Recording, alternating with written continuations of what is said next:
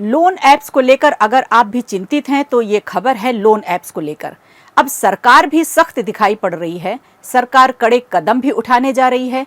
कुछ नए नियमों से पारदर्शिता बढ़ाने की कोशिश की जाएगी, जिससे डिजिटल लोन लेने वाले आम आदमी को धोखाधड़ी से राहत मिले। लेकिन क्या होंगे नियम, कैसी राहत मिलेगी, बताएंगे आपको।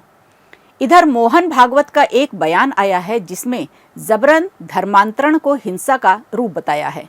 अब इसे लेकर मोहन भागवत का इशारा क्या है, इसे समझने की कोशिश करेंगे।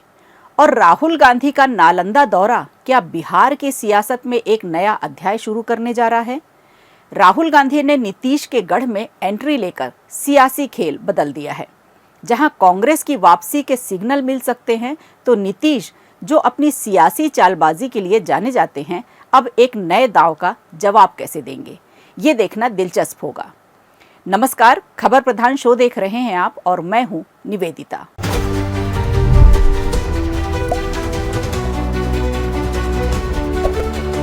अच्छी खबर यह है कि केंद्र सरकार ने डिजिटल लोन ऐप्स पर नकेल कसने की तैयारी शुरू कर दी है। इन ऐप्स के जरिए होने वाले धोखाधड़ी और अनैतिक प्रथाओं को रोकने के लिए सरकार जल्द ही एक नए नियम लागू कर सकती है। इससे आम लोगों को कर्ज लेने में आसानी होगी। सूत्रों के मुताबिक सरकार का मकसद उन लोन ऐप्स पर लगाम लगाना है जो ऊंची ब्याज दरें वसूलते हैं और ग्राहकों को गलत जानकारी देकर फंसाते हैं। ये कदम डिजिटल लोन के बढ़ते चलन के बीच आम आदमी के लिए बड़ी राहत लेकर आएगा। हाल के वर्षों में डिजिटल लोन ऐप्स की संख्या में तेजी से इजाफा भी हुआ है। ये ऐप्स तुरंत कर्ज देने का वादा करते हैं, लेकिन कई बार यही कस्टमर के लिए परेशानी का सबब भी बन जाते हैं। कई ऐप्स बिना अनुमति के यूजर्स का डेटा इस्तेमाल करते हैं और फिर गलत तरीके से वसूली करते हैं। इसके अलावा ऊंची ब्याज दरें और अलग अलग तरह के शुल्क भी लोगों के लिए मुश्किल खड़ी करते हैं। सरकार ने इन शिकायतों को गंभीरता से लिया है और अब ऐसे ऐप्स की जांच के लिए ठोस कदम उठाने की योजना बनाई है।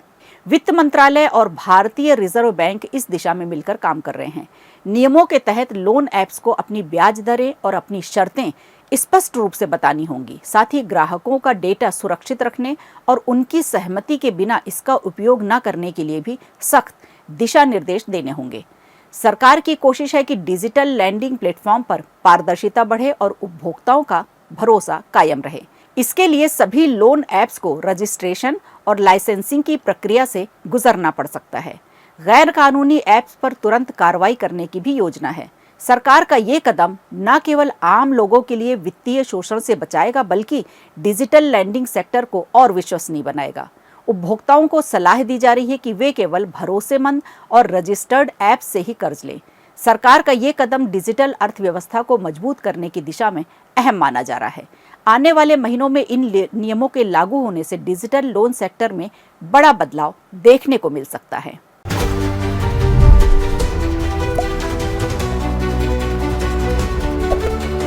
संघ के प्रमुख मोहन भागवत ने जबरन धर्मांतरण को लेकर अब कड़ा रुख अपनाया है। उन्होंने कहा है कि जबरन धर्म परिवर्तन एक तरह की हिंसा है जो समाज में तनाव और विभाजन को बढ़ावा देती है। उनके इस बयान ने एक बार फिर धर्मांतरण के मुद्दे को सुर्खियों में ला दिया है और इसने सियासी और सामाजिक हलकों में नई बहस छेड़ दी है।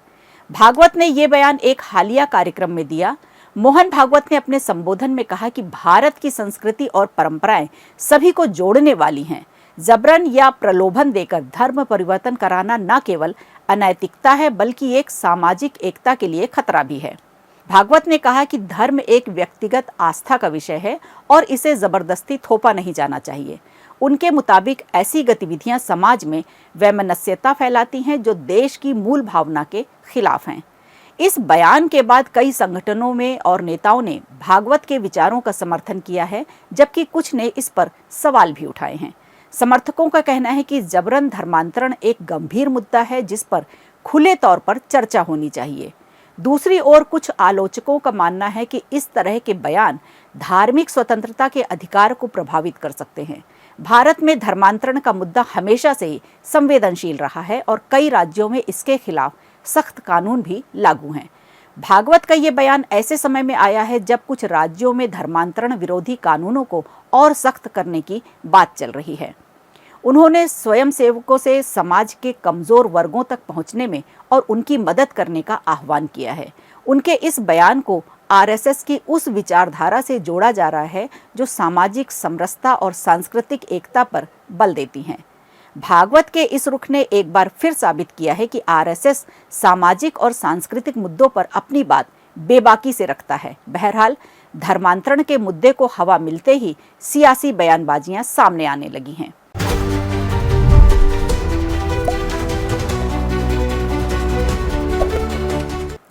इधर नीतीश के गढ़ में सियासी शह और मात का खेल शुरू हो चुका है। बिहार की सियासी जमीन एक बार फिर गर्म हो रही है। पिछले 5 महीनों में राहुल गांधी की बिहार की छठी यात्रा है और इसका मकसद केवल एक सभा को संबोधित करना नहीं है, बल्कि बिहार के अति पिछड़े और ओबीसी ईबीसी समुदाय को एक बड़ा सियासी संदेश देना है।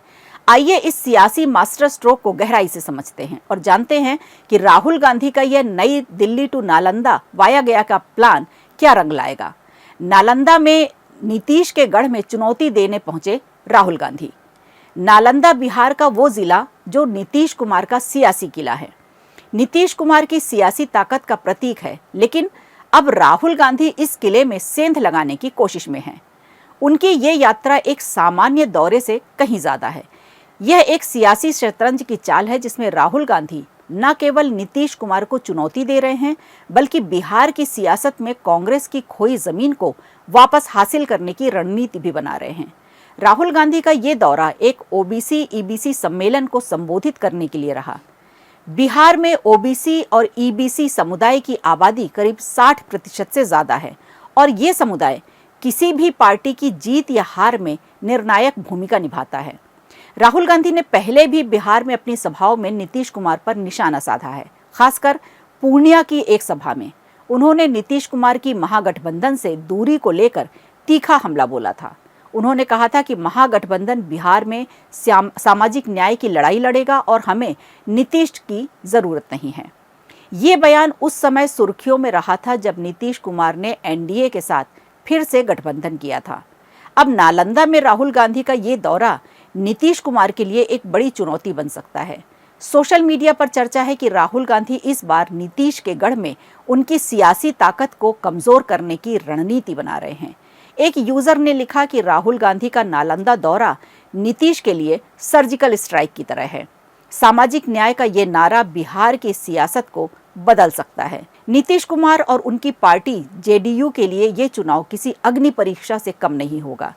राहुल गांधी का नालंदा दौरा ये संदेश देता है कि कांग्रेस अब बिहार में सिर्फ गठबंधन की छोटे साझेदार नहीं रहेगी, बल्कि वो अपनी स्वतंत्र पहचान बनाएगी।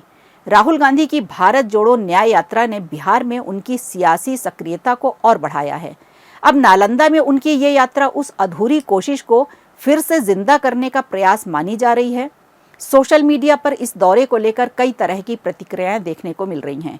कुछ लोग इसे कांग्रेस की बिहार में वापसी की शुरुआत मान रहे हैं, तो कुछ इसे नीतीश कुमार के खिलाफ एक षड्यंत्र। आपकी क्या राय है, हमें जरूर बताइएगा। आज के शो में इतना ही, दीजिए इजाजत, नमस्कार। वीडियो अच्छा लगा हो तो लाइक कीजिए, शेयर कीजिए और कमेंट बॉक्स में हमें जरूर बताइए।